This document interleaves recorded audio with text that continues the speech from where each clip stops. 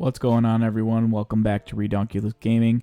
We are going to get into some Blood Death Night gameplay here soon, aligning with the Night Fae Covenant. But before we jump in, I just want to talk a little bit about the Covenant ability Death's Due, just because it's going to be a little tough to explain this one on the fly as we run through some dungeons. So first, let me load this up for you. The way the tooltip reads is somewhat confusing overall. This is a skill that is going to effectively replace your Death and Decay, so you're not adding another skill to your toolkit. This is just replacing and just going to be cast in the place of Death and Decay. The way that this tooltip reads, and the reason why I feel like this needs a little bit more explanation, is that it says enemies damage deal 1% reduced damage to you up to a maximum of 15%. And their power is transferred to you as an equal amount of strength.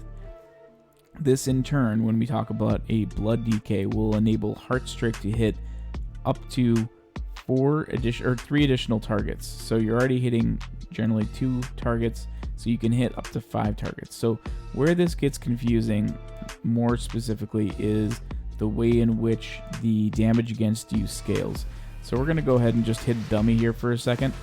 One that's not being used. We're going to use this guy, and we're going to just drop Death's Due right on top of it. As you can see, it goes up with a 15-second timer, but these little numbers here, that's the number of stacks in which are affected. And so right now with that little 11 down there, that means that 11% of this damage that the dummy can do to me, 11% of it is going to be mitigated. So I have to throw Death's Due up there again. It refreshes it, and it puts up the it increases the overall stacking effect. So now this dummy can do 15% less damage to me than it could before, if it could actually hit me. So that's the way that this is going to scale throughout. Now, additionally, it will in turn give me a buff, and I've got a buff here, Death's Due. My strength is in turn increased by 15%. So I'm reducing the effectiveness of my enemy by 1% every second, and I'm increasing the effectiveness of my strength by 1% every second. So that's the yin-yang side of the way that this ability works. Additionally, while I stand within my blue circle here, I am able to hit all 3 of these dummies as long as they're within range, right? So you can see I'm hitting all 3 of these dummies just by casting Heart Strike, well, as long as I stand within my Death and Decay, because I now can hit up to 5 targets within it. So with all that being said, let's go ahead and jump into the dungeon. Alright, queue times are getting better in beta, as you may have seen there in the intro, so that's good news for us tanks out there. So here we are testing the Blood Death Night in the Night Fae Covenant, and again we are testing Death's Due. But it's worth mentioning the Covenant ability that you get just by joining the Night Fae for really any class, and that is Soul Shape. And that's where you turn into a Vulpin, which I believe you can change into just about anything. There's quite a few spirit animal shapes out there down the road, but a lot of that is being data mined now. And what this allows you to do is, first of all, move faster, which is really a great thing for a Death Knight. We absolutely need to take advantage of any movement abilities that we get, because we are the slowest class in the game. But it also allows you to teleport while you're in Vulpin form for 15 yards forward. It also makes you run 50% faster. So again, all good things. Mobility is a very good thing for Death Knights, specifically for a tank. So it's great to have that in our toolkit. Although it really doesn't fit thematically, that's okay. Death Knights are going to feel a little awkward because Death's Due feels so good. It feels so good to play as a blood decay. And if you haven't run through these videos before, we're really looking to answer 3 questions. First and foremost, how does the ability feel? Is it fun? Is it something that you look forward to casting? And is it something that really gives you a little bit more class identification and makes you really antsy to hit that button again the second you can? Number 2, whether or not the ability is strong. So that's something we're going to answer here pretty concretely shortly. And number 3, is it viable across more than just one piece of content? So we already kind of did a deep dive into Death's Due. We already know that it replaces our Death and Decay button. So we'll talk a little bit first and foremost about the funness factor and really some of the thematics. So let me start out by saying it's really kind of neat to cast this blue sparkly Death and Decay. It absolutely makes no sense when you think about the class as a whole, but the Night Fae Covenant really gives you a really neat identity as saying, here I am a Death Knight, and darn it, I'm a Night Fae. So it stands out, it's sparkly, it's shiny, it's kind of cool, and in all honesty, it lets you know exactly where you need to stand, because you have to stand in this thing to get the perks that it comes with. So we already mentioned before that this is an effect that not only debuffs your target by reducing the damage that they're doing to you by 15% over the course of 15 seconds, so it slowly stacks up second by second as long as Death and Decay or Death's Due is active, but it also buffs your strength by up to 15%, so it's anywhere between the range of 1 and 15%, depending on how long you're able to stand in Death and Decay and receive the buff while the debuff goes out. You're really going to need a minimum of 2 casts of Death's Due in order to take full advantage and in order to get those stacks up to 15. 1 cast for the full duration just isn't going to do it. It's going to get you to about 11 stacks total. So that's a stack, stacking both the buff on yourself as well as the debuff on your enemy. So in terms of this being a really fun ability, it's insanely fun, which it doesn't sound like it would be because it's just replacing something that you already have in your toolkit. So Death's Due replacing Death and Decay, it feels really great because you get those procs where you get the free Death's Due cast. So as a Blood DK, it's really nice to be able to keep this thing up and then have it come off cooldown much faster than you were anticipating. So the funness factor and certainly the Night Fae thematics are certainly there.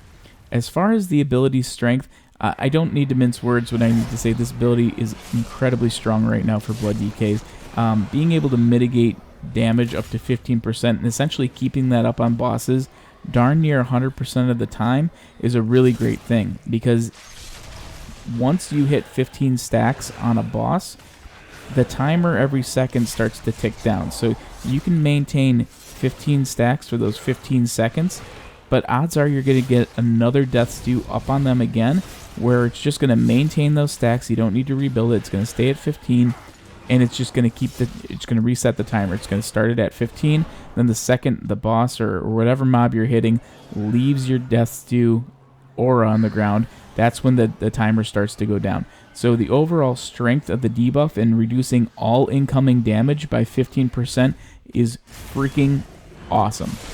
Additionally, knowing that you're going to get buffed and you're going to see your strength buffed by up to 15% is even better.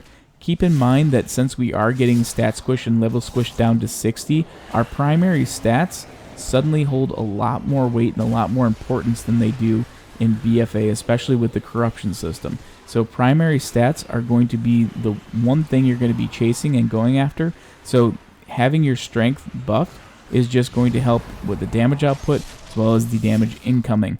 All around, this is a great ability and it's incredibly strong, and I really hope that it's not nerfed between now and launch.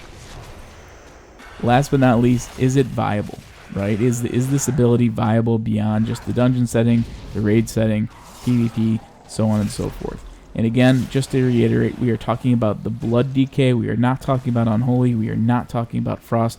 Strictly from a blood perspective, there is no part of PvE that you will not get full advantage of Death's Due.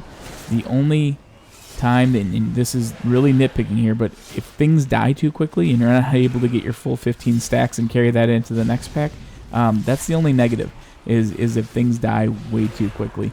And that may or may not happen, but at the same time, again, that's super, super nitpicky. You are more than likely going to be able to maintain 100% uptime on this thing, given the reset of Death's Due, and the fact that procs at a pretty good clip right now. So keep that in mind. This is an insanely fun ability, despite the fact that it's just replacing your rotational Death and Decay. It's incredibly strong right now, and it is by far and away incredibly viable for any PvE content, because you can, for the most part, determine where your mobs are standing, but you can also lay down Death's Due wherever you want. It's not something that just appears at your feet. You have control over where it goes. So when we look to answer the overall strength of the Night Fae Covenant, I'd say right now it is pretty darn strong for Death Knights, specifically the Blood DKs, to go ahead and pick. And pick without hesitation, because not only is it aesthetically appealing to look at, but it's a lot of fun to play a Blood DK as Night Fae right now. So hopefully they don't mess with this ability too much. There's likely going to be some balancing done. And if you've watched any of my other videos, you'll know that I'm of the opinion that any nerfs or buffs are likely not going to be coming to the ability themselves. It's likely going to be adjusted through the conduit system. Blizzard had come out not too long ago with a blue post saying that they are going to be working with the community. They're going to be working to buff up the abilities that feel weak, and the ones that feel overly strong, they're going to work to keep them strong, but keep them to the point where they're not overly strong and they're not overtuned. So the easiest way that they can do that is by adjusting the conduit systems, and not so much the spells themselves. So Death's Due is probably going to stay in the current state that it's in. It currently casts 1 rune to cast, so I could see that maybe going up in the future, but even then you're messing with the entire resource management system, so I'm not sure how much tuning they can actually do to the ability itself, but as of right now it feels very, very strong. Gives you such a great buff, debuffs your opponent, and really makes it so that you feel extra tanky. Now, a couple other things of note here, because we have Ossuary as a passive ability that's granted as baseline, so it's no longer something in your talent tree, so it's no longer a requirement in terms of specs. So that frees up and gives you a little bit more choice from a talent perspective. And then additionally, we also have the ability to raise dead. You can fight with a minute with a ghoul at your side, so that's going to be another thing that's going to help overall damage output. And then lastly, Rune Tap is also baseline, so you have 20% mitigation through Rune Tap. You have the ability to get your Vampiric Blood up, which is going to increase all incoming healing that you're doing, as well as heals cast on top of you.